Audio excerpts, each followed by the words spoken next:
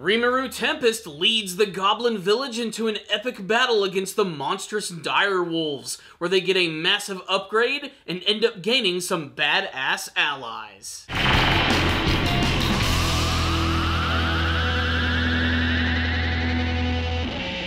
Who would have thought that a perverted 37-year-old Japanese dude would end up being the savior of a fantasy world? That's exactly what's going on in this episode of That Time I Got Reincarnated as a Slime, in an episode where Rimuru decides to lead the Goblin village into a big battle against the Direwolves, and it has an amazingly hilarious conclusion, and one that I did not expect. I thought this episode was going to be all about Rimuru teaching the Goblins to stick up for themselves and to use their unique abilities as a pack village to take down these wolves. But what actually ends up happening is that Rimuru ends up doing most of the work by basically taking out the wolf leader in an extremely violent fashion by getting him caught up in some razor wire and decapitating him.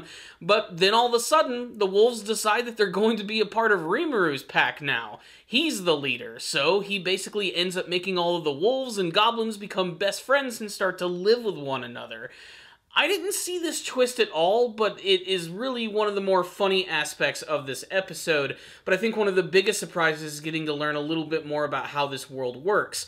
Because after this big confrontation, if that's what you actually want to call it, Rimuru decides that he's actually going to name all of the goblins because really he can't even remember any of them, so this way they'll at least have a little distinctiveness about it. The leader of the Goblin village says that this is probably not a good idea, but Rimuru doesn't really think anything about it and decides to bestow them all a name, including the wolves themselves. The main wolf, who looks like he's going to be a really awesome character, goes by the name of Ranga. He was actually the son of the leader of the Direwolves, and he looks like he's going to be a very strong ally for Rimuru, or maybe just a means of actually getting somewhere. A beast of burden, if you will. However, before Rimuru can actually end up giving everyone names, he suddenly passes out and has to go into a recovery mode, which is going to take 3 days. And during all of this time, he is completely conscious, but he can't feel, see, or really know anything that's going on around him. When he wakes up, it's almost as if he's in a completely different world, noticing that there's something a little different about the goblins. They're less scrawny, they have a lot more confidence, they have much bigger boobs! But then he realizes that by giving them names, he's actually ended up giving them a boost and they have leveled up. Apparently when monsters in this world are bestowed titles, they get even stronger, and it can completely change their overall physical appearance. In this episode, it's mostly played for fan service, but it's also played for a tremendous amount of comedy, like the fact that the once elderly leader of this goblin village is now basically Armstrong from Full Metal Alchemist. It's really funny. The guy just got really jacked and super energetic. He's the exact opposite of the character he was before. Pretty much every other character in the village basically just became taller, thinner, and basically these are the most attractive goblins that you're ever going to see. But it also seemed to have affected the Direwolves as well, as they've all transformed into giant monstrous versions of themselves. Even Ranga now has like a giant horn just coming out of his head. He was already distinctive with the star, now he's basically like a freaking unicorn wolf. But what I especially love about the wolves is now that they're so big, whenever they get really happy, they wag their tails, and it basically creates a giant tornado that destroys everything in their path. In fact, that's one of the biggest running gags about these wolves, is at first, they were seen as these like really monstrous invaders, and by the end of the episode, they basically become house pets, assimilating with the Goblin village, making really good friends with them. Overall, I thought this was a pretty solid conclusion to this story arc right here, and it was really funny, I have to say, and almost completely unpredictable from beginning to end.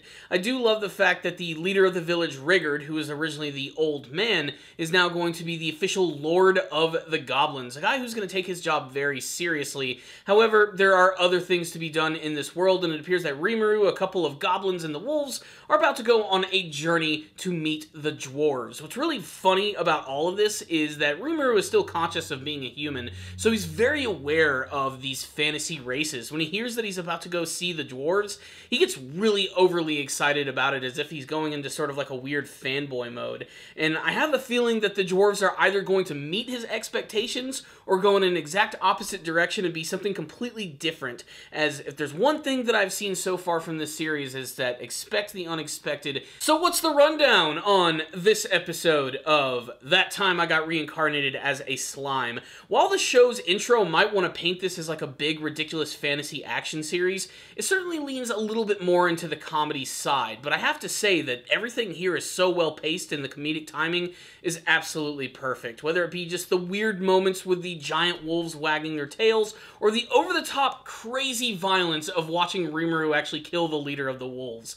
That entire sequence was also really well executed in terms of its animation, and maybe some of the best stuff that I've seen from the series thus far, and it was really thrilling actually getting to see this tiny little slime beat this ridiculous giant wolf. And the way that he actually intimidated the pack by actually like disintegrating and devouring the leader's body and transforming into a wolf was really great, because you felt a big confrontation was about to go down, crazy action scene of watching the slime fight against a bunch of wolves, but no, they immediately just submit to his rule.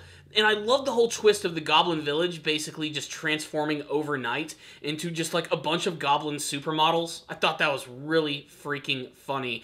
I never thought I would see Goblin fan service, but here it is, right here for you. In fact, I shouldn't even call them that anymore. When they actually end up getting their upgrade and leveling up, so to speak, they're now known as Hobgoblins and Goblinas. On my review of the first 2 episodes of the series, one of my commenters actually mentioned that the intro kind of tricks you. It's not actually like a big, ridiculous, over-the-top action series.